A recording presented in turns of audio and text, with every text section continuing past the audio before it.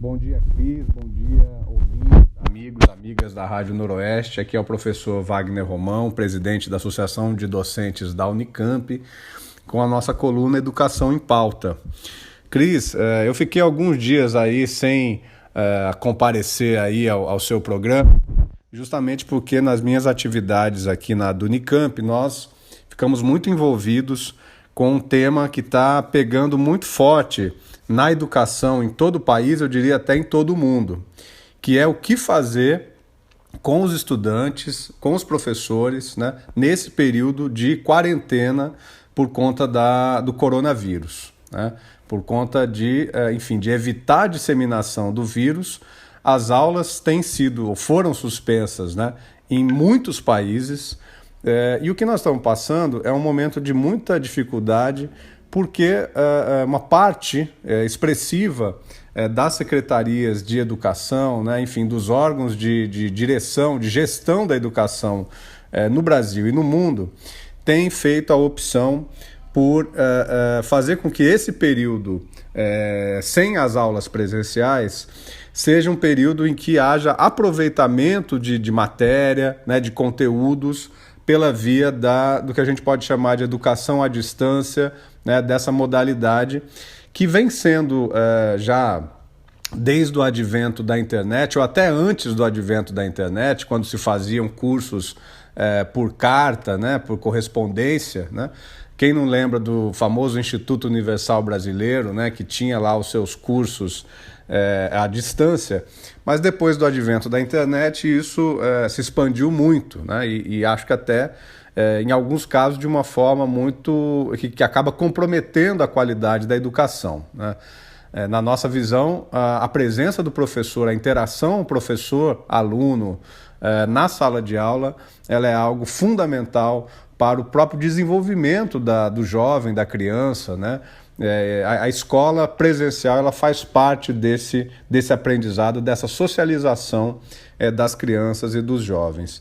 Mas nesse tempo de pandemia, nesse tempo de quarentena, se coloca com muita força essa questão sobre o que fazer nesse período, né? A gente está, pelo menos na Unicamp, a gente está desde o dia 13 de março, né? Com as atividades de aulas suspensas, né? E se coloca com muita força o que fazer nesse período, né? É muito raro, são muito raras aquelas universidades ou aquelas escolas, seja do ensino fundamental, seja do ensino médio, que tem já uma plataforma apropriada, né, disseminada de interação entre estudantes e professores pelo meio digital, né? E o que está acontecendo, de maneira geral, é uma corrida para que essas plataformas sejam disseminadas, né, nessa semana e em meio a toda essa pandemia, em meio a todo o medo, né, e a insegurança que está colocada na sociedade hoje, né? O que nós estamos vendo é que essa corrida ela está trazendo, se por um lado ela tem um aspecto positivo, que é manter professores e estudantes, né, em relação, né, num momento de grave crise, né, mas manter essa relação entre estudantes e professores e professoras, né. Por outro lado, essa dificuldade de acesso, né, seja de estudantes e seja de professores e professoras também, né, o que a gente chama de desigualdade digital, né, ela tem se aguçado muito fortemente. E não é só no Brasil, não é só em Campinas, em muitos países, né? Eu já li artigos sobre o que está acontecendo na China, eu já li artigos sobre o que está acontecendo nos Estados Unidos, né? Que são países que, especialmente os Estados Unidos, onde a população tem um acesso maior à internet, né, à banda larga, né?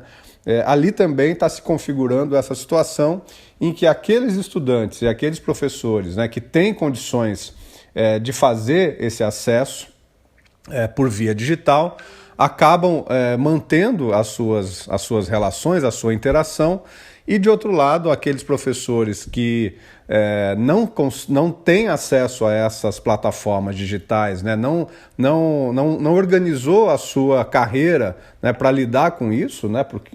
Porque isso também não estava previsto que ocorreria, e também os estudantes, né, de uma renda mais baixa não conseguem dar conta de ter acesso aos conteúdos que têm sido disseminados, né?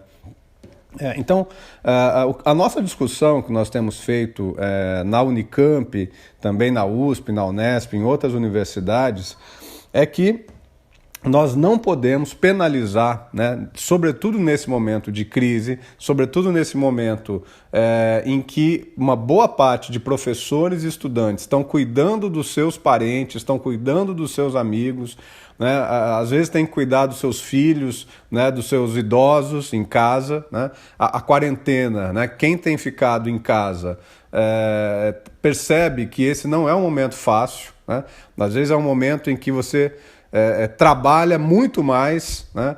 Seja para dar conta dos afazeres domésticos, né? Seja para dar conta do cuidado que é preciso ter com as crianças, com os idosos, né? E seja para dar conta do seu trabalho também, né?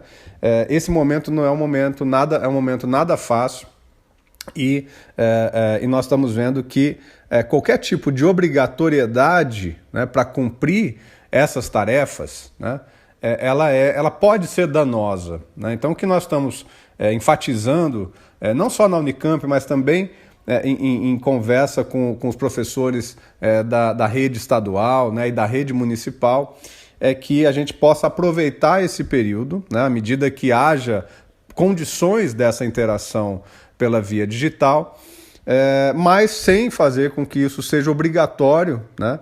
Porque muitos estudantes, né, e muitos professores e professoras também têm dificuldade de fazer esse acesso e podem ser penalizados, né, no futuro próximo.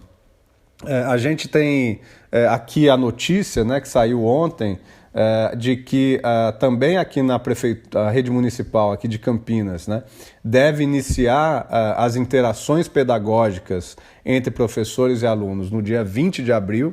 É uma rede que tem aí cerca de 70 mil estudantes, e fica também uma preocupação muito grande para saber como será o aproveitamento pela via digital, né, por essas tecnologias digitais, né. Nós não temos, Cris, condições de ter uma decisão, ter uma posição única, né, e peremptória, né, e decisiva sobre se nós não devemos ter nenhuma relação, ou se nós não devemos ter nenhuma relação, a gente deve prolongar esse semestre mais para frente, ou, por outro lado, se a gente não deve aceitar de maneira nenhuma essa obrigação que a pandemia nos coloca, né? Tem gente que acha que tudo deve ser feito pela via digital, e tem gente que acha que nada deve ser feito pela via digital, né? Então, a nossa posição, a minha posição pessoal, é de que, quando for possível, é muito importante que ela ocorra, né?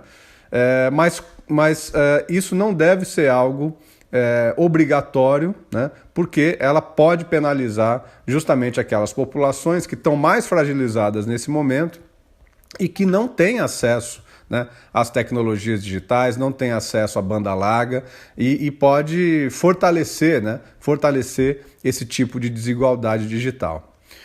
Cris, a gente ainda está no começo dessa pandemia, a gente ainda está no começo desse momento de quarentena, né? As próximas semanas vão ser bem difíceis. Eu vou voltar com esse tema aqui, né? Mas, por enquanto, eu fico por aqui, porque o nosso tempo aqui já está se alongando. E eu queria deixar uma mensagem para todo mundo que está escutando a nossa conversa, para que as pessoas fiquem em casa, né? Para que as pessoas, se precisarem sair de casa, tenham todos os cuidados necessários para não se contagiar, para não se expor ao vírus, né? É muito importante que nesses dias a gente permaneça o mais isolado possível, porque é só assim que nós vamos conseguir deter o avanço desse vírus e diminuir, né, os custos em vidas humanas, né, que já estão acontecendo no nosso país, assim como no mundo todo. Cris, um grande abraço, um abraço para todo mundo aí da Vila Boa Vista, do Jardim Eulina e todo mundo também que está assistindo, que está escutando, enfim, o nosso comentário aqui.